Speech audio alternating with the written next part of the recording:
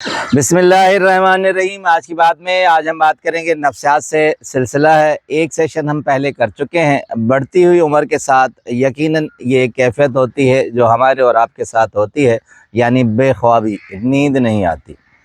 एक किताब है, साइकियाट्रिस्ट हैं, अमेरिकन है, उनका नाम है थियोडोर्स। वो डॉक्टर थियोडोर्स अपनी किताब स्लीप लैब लाइफ में अपना एक्सपेरिमेंट और दूसरों का एक्सपीरियंस लिखते हैं। कहते हैं कि एक डॉक्टर हर्बर्ट स्पेंस थे। वो तभी एक डॉक्टर थे, मगर उसे बहुत बड़ा मसला लाहक था कि उसने शादी नहीं की थी, हॉस्टल में रहते थे और वो बेख्वाबी की हालत में अक्सर सारी रात को जागते थे और वो शोर से इतना ज़्यादा तंग थे कि कानों पर रुई डालकर सोते थे। उन्हें किसी किस्म का शोर पसंद नहीं था और नींद नहीं आती थी। सारी रात उन पर यही कैफियत रहती थी।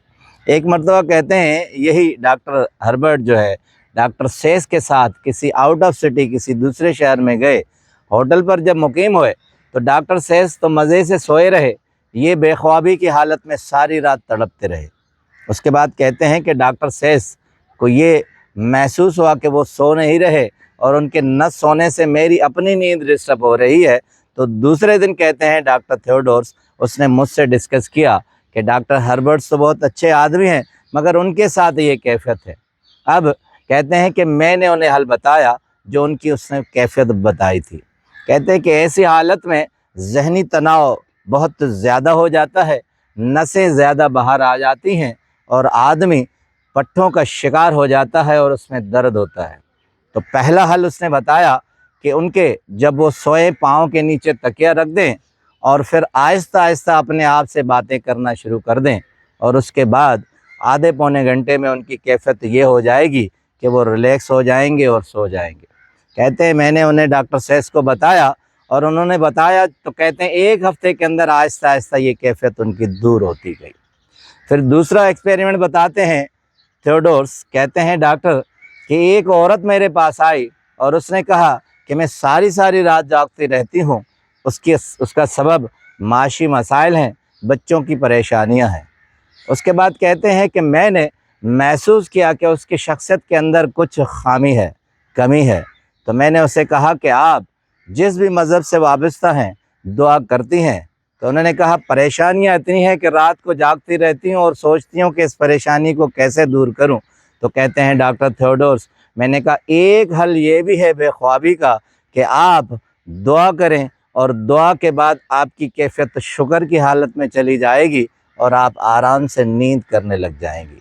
कहते हैं कि कुछ दिनों के बाद उसने मुझे बताया कि अब मुझे आराम से नींद आने लगी है। कहते हैं इंसान का एक मसला ये भी होता है कि वो अपने जिस्म की तो हिफाजत करता है मगर अपने जहन की हिफाजत नहीं करता, उसकी तरफ सोचता नहीं है। अब आते हैं डॉक्टर थियोडोर्स के अपने तजर्बे पर। कहते हैं कि मैं 13 साल तक जब छोटा था तो 13 साल तक मुझे नींद नहीं आती थी।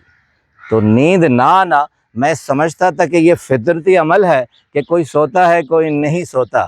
मगर कहते हैं कि एक मरतबा मेरे वालिद साहब किसी दूसरे शहर में मुझे बाय ट्रेन ले गए, हमें कुछ जानवर ख़रीदने थे।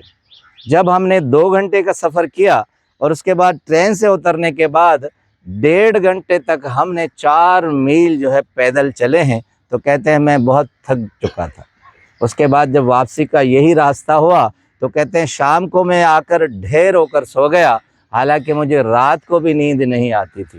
कहते हैं 13 साल में मुझे ये पता लग गया कि जब आप कोई काम करें और इतना ज़्यादा काम करें कि आपको थकावट आ जाए तो फौरी बिस्तर पर आकर ही आपको नींद आ जाती है। इसलिए कहते हैं आप कोई ना कोई एक्टिविटी ऐसी खेलें कि जिससे आपको थकावट हो। टेनिस खेलें, फुटबॉल खेलें, क्रिकेट खेलें, स्विमिंग करें। ये चीज़ें करने के बाद आप इस कैफियत से अलग हो जाएंगे और आपका मसला हल हो जाएगा।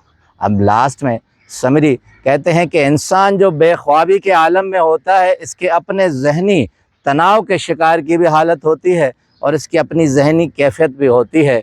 इसके लिए दुआ भी ज़रूरी है और अपने आप के जिस्म की थकावट भी ज़रूरी है, तब आप इस बेख्वाबी की ज़िंदगी से निकल आएंगे। आपका बहुत बहुत शुक्रिया।